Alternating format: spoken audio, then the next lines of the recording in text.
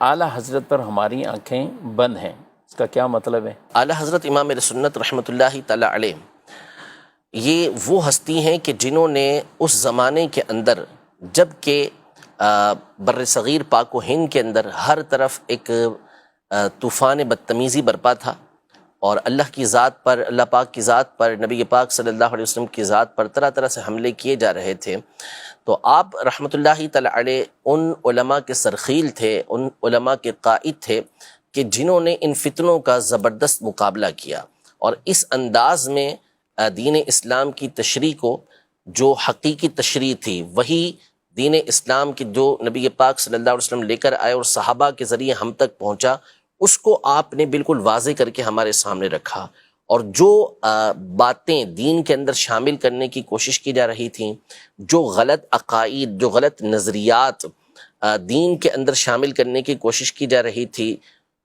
اولیاء پر، صحابہ پر، اہل بیت پر، انبیاء پر، حتیٰ کہ اللہ کی ذات پر جو اعتراضات کیے جا رہے تھے، ان کے بارے میں جس طرح کے غلط نظریات اور عقائد کو بیان کیا جا رہا تھا، ان تمام نظریات اور عقائد کا دلائل کے ساتھ آپ نے رد کیا۔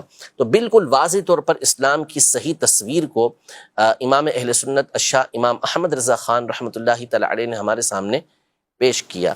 آپ نے کوئی نئی بات بیان نہیں کی، یعنی ایسی نہیں کہ جو ایسی صحابہ نہیں یا کہ جو آپ نے جو ہے اپنے طور پہ بیان کی ہو، اپنے انداز میں وہی باتیں کہ جو دین اسلام کی صحیح تشریح ہمیشہ سے علماء کرتے ہوئے آ رہے ہیں، اسی بات کو آپ نے بیان کیا، اور آپ کی ان تعلیمات کو، جو تعلیمات آپ بیان کرتے رہے، جو چیزیں آپ بیان کرتے رہے، اس کو اس زمانے کے علماء نے بھی اور بعد کے علماء نے بھی تسلیم کیا۔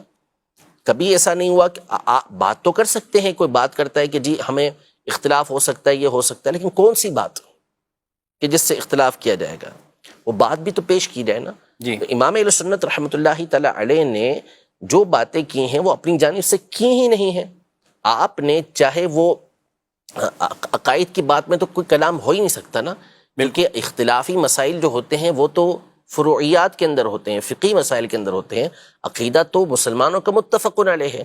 کون اس بات کے بارے میں گفتگو کر سکتا ہے کہ نبی پاک صلی اللہ تعالی علیہ وسلم کے بعد کوئی دوسرا نبی آ سکتا ہے؟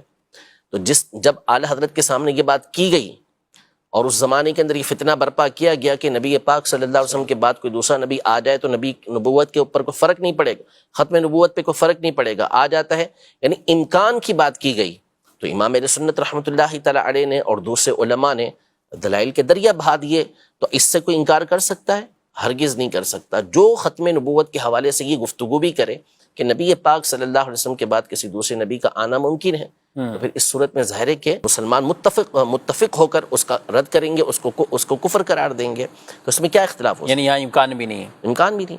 اسی طرح اللہ پاک کے لیے جھوٹ کو ماننا، اللہ پاک کی طرف جھوٹ کی نسبت کرنا، تو اب اگر کسی بھی مسلمان کے سامنے یہ بات کی جائے گی تو اس کا رد ہی کرے گا نا، اس کا جواب ہی دے گا، تو اس میں کس کا اختلاف ہو سکتا ہے؟ اسی طرح نعوذ باللہ کوئی شیطان اور ملک الموت کے علم کو نبی پاک صلی اللہ علیہ وسلم کے علم سے بڑھ کر بتائے، تو کون سا مسلمان اور خاص طور پہ کون سا عالم ہوگا جو اس کو کفر قرار نہیں دے گا؟ اس کو کفر ہی قرار دے گا۔ اسی طرح کوئی نبی پاک صلی اللہ علیہ وسلم کے علم غیب کے حوالے سے توہین والی بات کرے اور آپ کے علم کو طرح طرح کی غلط تشبیہات دے، تو پھر اس کے کفر ہونے میں کیا کون کلام کرے گا؟ کوئی کلام نہیں کرے گا۔ تو آپ رحمت اللہ تعالی علیہ نے جو دین کے اوپر باتیں اس طرح کی آ رہی تھیں، اس کی جامع تشریح کر کے ان چیزوں کا رد کیا۔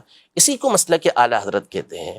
عقائد و نظریات جو صحابہ کرام علیہم رضوان کے زمانے سے چلتے ہوئے آ رہے تھے، اس کے اوپر جو حملے کیے جا رہے تھے، اس کا دفاع امام اہل سنت رحمۃ اللہ تعالی علیہ نے فرمایا، اور اس انداز میں فرمایا، وہ دلائل آپ نے پیش کیے کہ اس کے بعد کوئی کلام ہی نہیں ہو سکتا تھا۔ یعنی یہ باتیں جو ابھی میں نے آپ کے سامنے بیان کی، یہ جس نے بھی کہا اس طرح کی باتوں کو، وہ کیا کھل کے اس طرح کی باتیں اب مسلمانوں کے درمیان کر سکتا ہے؟ ہرگز نہیں کر سکتا۔ کیوں؟ اس لیے نہیں کر سکتا کہ علماء نے، بالخصوص امام اہل سنت رحمۃ اللہ تعالی علیہ نے، اس کا اس انداز میں رد کر دیا کہ اب چھاپنے کی بجائے چھپانا ضروری ہو گیا۔ ٹھیک ہے، ورنہ اگر یہ رد نہ کیا جاتا تو چھپانے کی بجائے چھاپا جاتا۔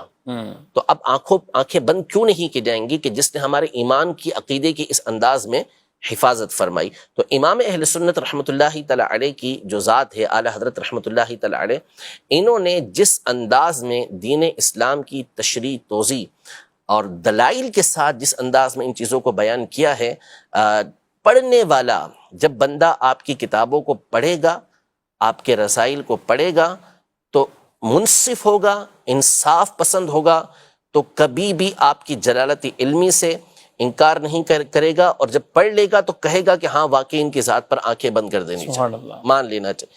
مصیبت مسئلہ ہمارے یہاں پر یہ ہے، پرابلم ہمارے یہاں پر یہ ہے، دور ہے سوشل میڈیا کا، جی اور انسان ہمیشہ سے شہرت کا طالب رہا ہے، یا تو دولت کا طالب رہا ہے یا شہرت کا طالب رہا ہے. اور یہ حب جاہ حب مال حب دونوں. جا حب مال یہ ہمارے یہاں پر ہمیشہ رہتا ہے. اور اب ظاہر ہے کہ ذریعہ ہے، بدنام ہو جاؤ تو بھی نام ہو جائے گا، ٹھیک ہے نا، اور کس اچھے طریقے سے کام کر لو تو بھی اگر نام ہو گیا تو ہو گیا، بدنام ہو کر نام جلدی ہو جاتا ہے ہمارے دور کے اندر.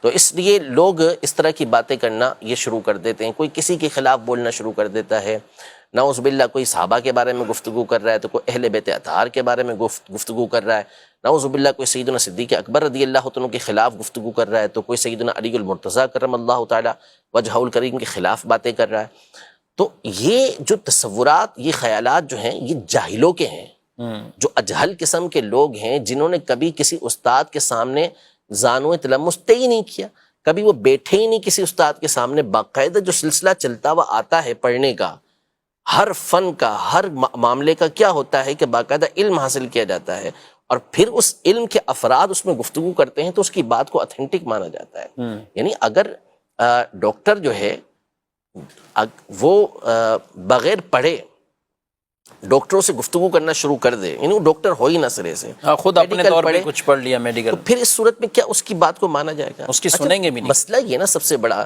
کہ آپ کو ڈاکٹری پڑھنی ہے، آپ کس سے پڑھیں گے؟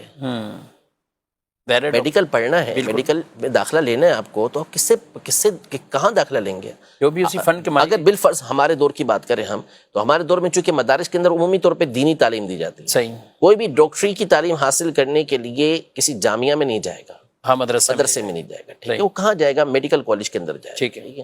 کسی کو انجینئرنگ پڑھنی ہے، وہ میڈیکل کالج میں نہیں جائے گا، وہ انجینئرنگ کالج کے اندر ہی جائے گا، وہاں جا کے وہ تعلیم حاصل کرے گا. فزکس پڑھنا ہے، فزکس کے استاد سے پڑھے گا، ٹھیک ہے، وہ اس کو بایولوجی کے استاد سے نہیں پڑھے گا. میتھ پڑھنا ہے، میتھ کے استاد سے پڑھے گا.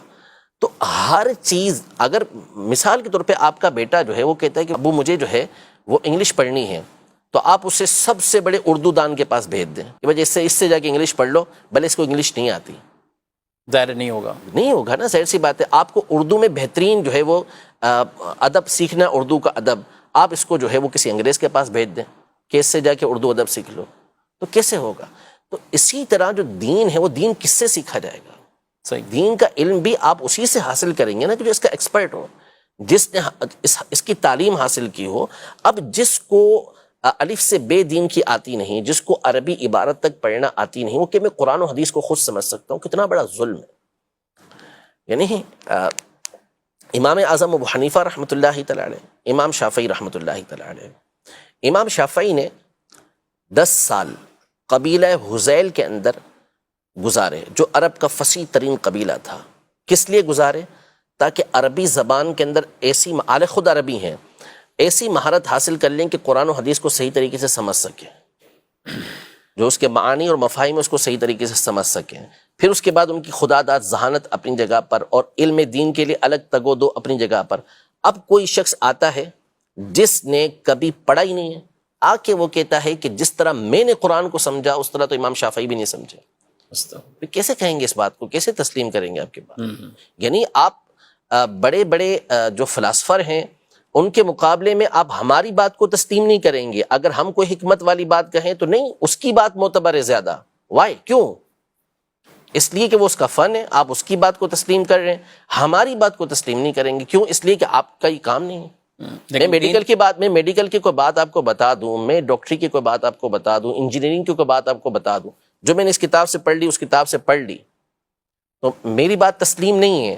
اس کی بات کیوں تسلیم ہے؟ اگر میں نے ابتدائی تعلیم حاصل کر لی چلے اس کی میڈیکل کی، تو بھی میری بات ویسی معتبر نہیں جیسے کہ 50 سال پرانے ڈاکٹر کی بات معتبر ہے. بالکل. کیوں؟ اس لیے کہ اس کا تجربہ ہو چکا، وہ مجھ سے زیادہ پڑھ چکا. لیکن جہاں دین کی بات آتی ہے تو ہماری آنکھیں پتہ نہیں بند ہونے کی بجائے اور زیادہ عجیب سی ہو جاتی ہیں.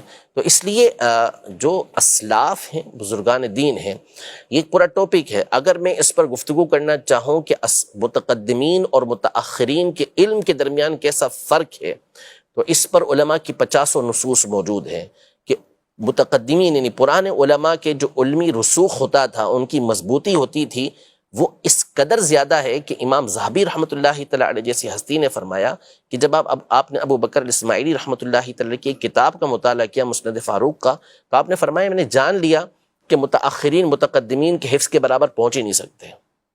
ایسے کئی نصوص علماء کی موجود ہیں.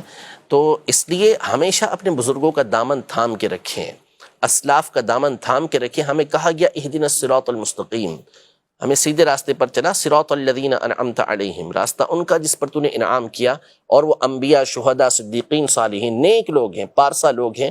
ہمیشہ اس کے راستے کو اختیار کریں. فرمایا وَمَن يَتَّبِعْ غَيْرَ سَبِيلِ الْمُؤْمِنِينَ نُوَلِّهِ مَا تَوَلَّى وَنُصْلِهِ جَهَنَّمَ، کہ جو مسلمانوں کے راستے کے علاوہ کوئی اور راستہ اختیار کرے گا، ہم اس کو اسی طرف پھیر دیں گے اور اس کو جہنم کے اندر داخل کر دیں گے. تو مسلمانوں کا راستہ کون سا ہے؟ وہ یہی راستہ ہے کہ جس کے اوپر اہل سنت چل رہے ہیں، جس پر ائمہ اربعہ کے مقلدین چل رہے ہیں. وہ راستہ نہیں ہے کہ جس پر جہلا چل رہے ہوں، وہ راستہ نہیں ہے کہ جس کے اندر بزرگوں کی توہین ہو رہی ہو، وہ راستہ نہیں ہے کہ جس میں صحابہ و اہل بیت کو جو ہے وہ 2 ٹکے کا نعوذ باللہ قرار دیا جا رہا ہو، جس میں جو ہے وہ نبی پاک صلی اللہ تعالیٰ علیہ وآلہ وسلم کی ذات کے حوالے سے گفتگو کی جا رہی ہو. یہ کون سا راستہ ہے؟ یہ بزرگوں کا راستہ کب سے بن گیا؟ ہرگز ایسا نہیں ہے. تو ہمیشہ اسلاف کے بزرگوں کے دامن کو مضبوطی کے ساتھ تھام کے رکھیں.